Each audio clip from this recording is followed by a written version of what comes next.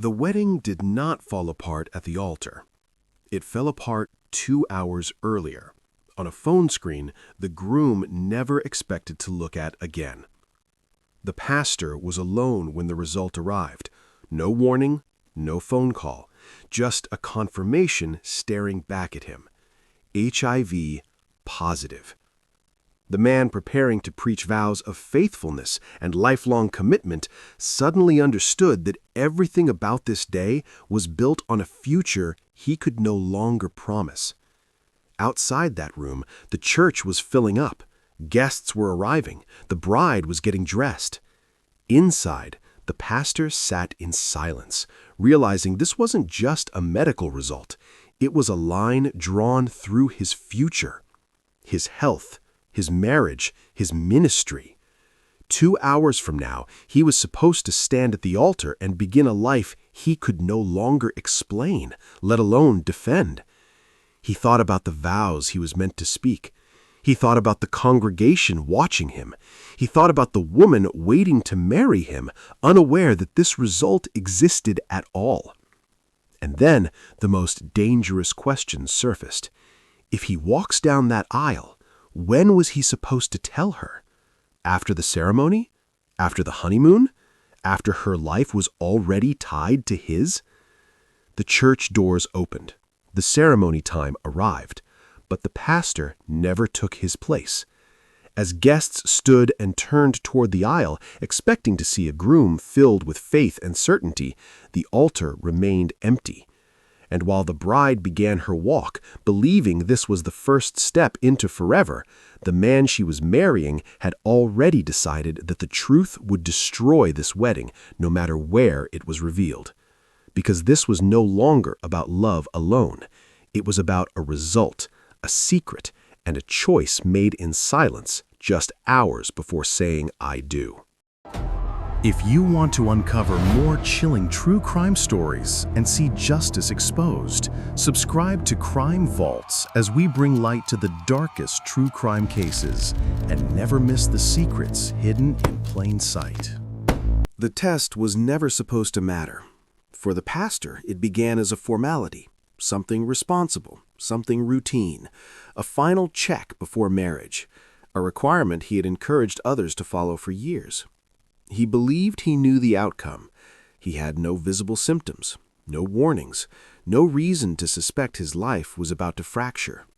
The test was taken quietly.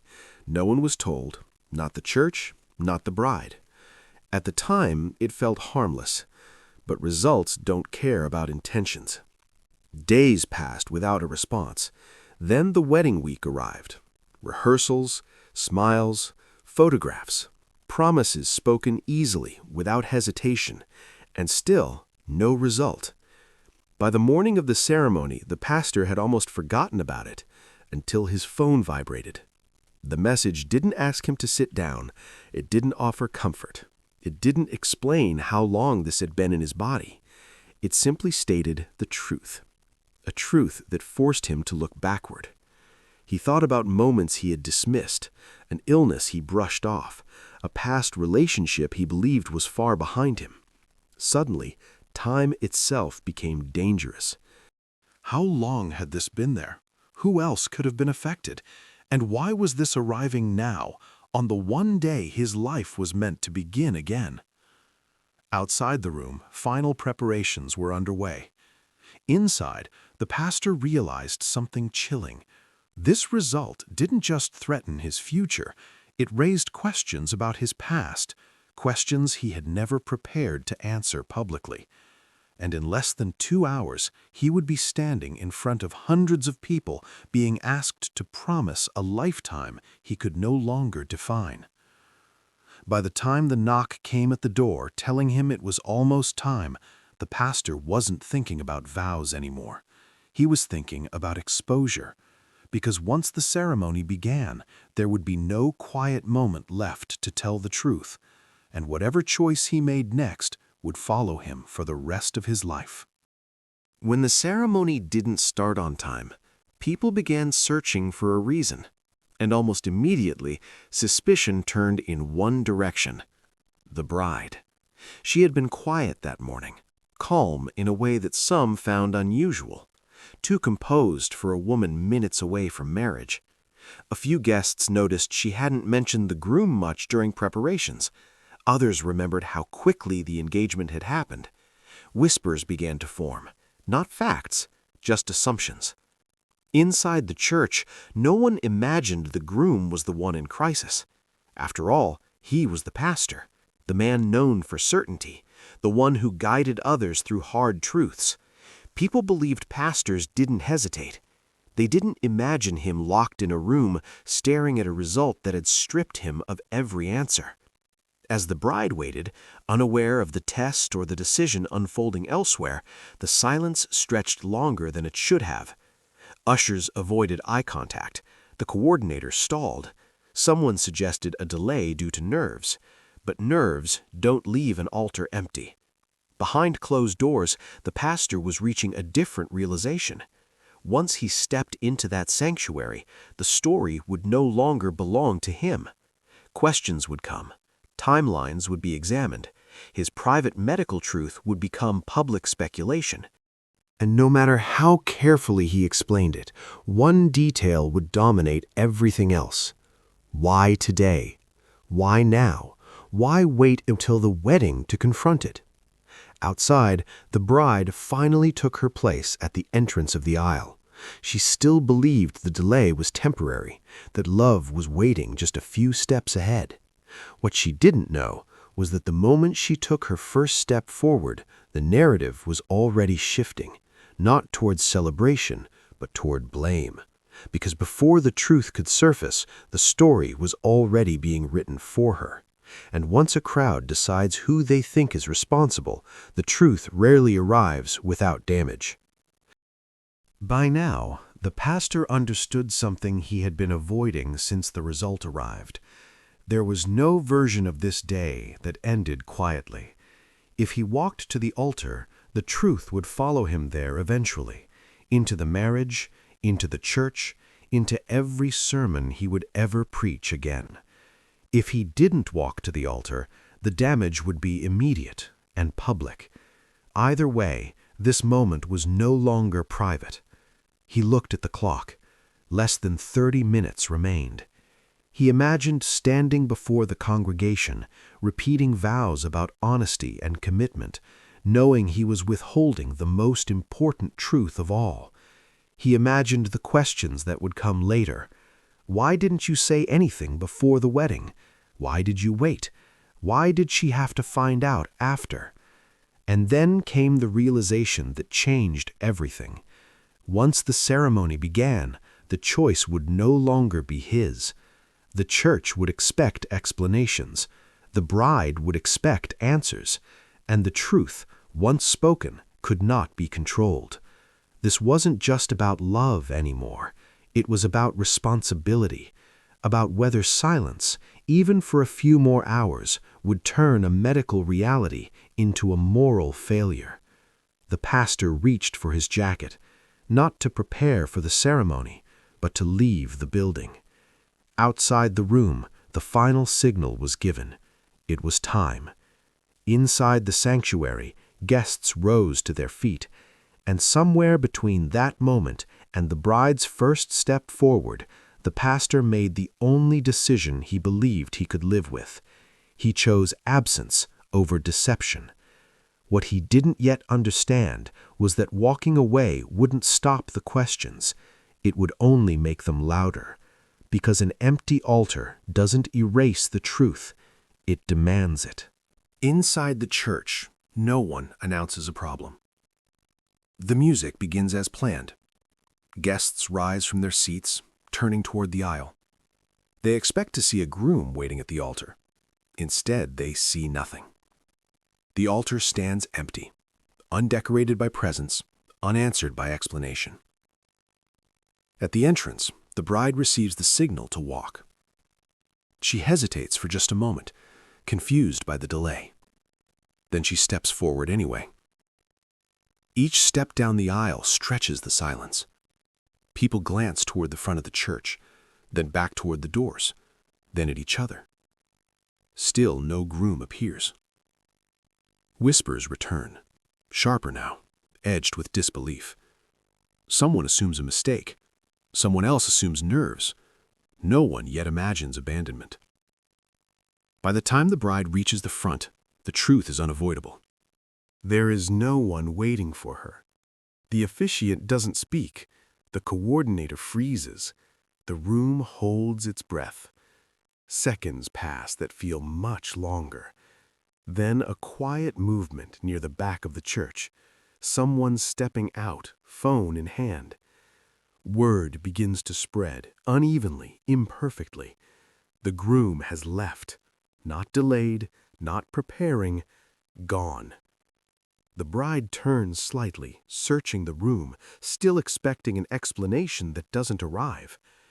What she doesn't know, what no one in that room knows yet, is that this moment was decided hours ago, in silence, long before she ever took her first step. The wedding doesn't end with an announcement. It ends with confusion, with people slowly sitting back down, with unanswered questions hanging in the air, and with a single realization settling over the room. This wasn't a mistake. This was a choice. The church empties without answers. Guests leave in clusters, voices low, phones already in their hands. No one has been told what happened, but everyone is certain something terrible has. By the time the bride disappears from view, the story has already begun to change. Not based on facts, based on assumptions. Some say the pastor panicked. Others say he discovered something about the bride at the last minute.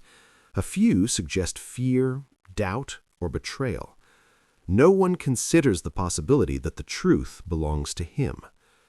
Within hours, messages start circulating. Not statements, screenshots.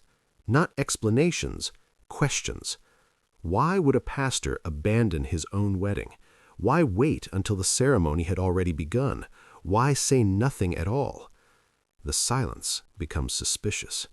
And silence, when it comes from a man who built his life on preaching truth, feels louder than any confession. Behind closed doors, the pastor still hasn't spoken. Not to the church, not to the guests, not even publicly to the woman he left behind. He knows that once he explains why he walked away, the focus will shift. From the wedding to his health. From a failed marriage to a deeply personal truth he never planned to share with the world. And that is the next twist no one sees coming. Because the reason he left is not a rumor. It is a confirmed medical reality, one that raises questions far beyond a single ceremony.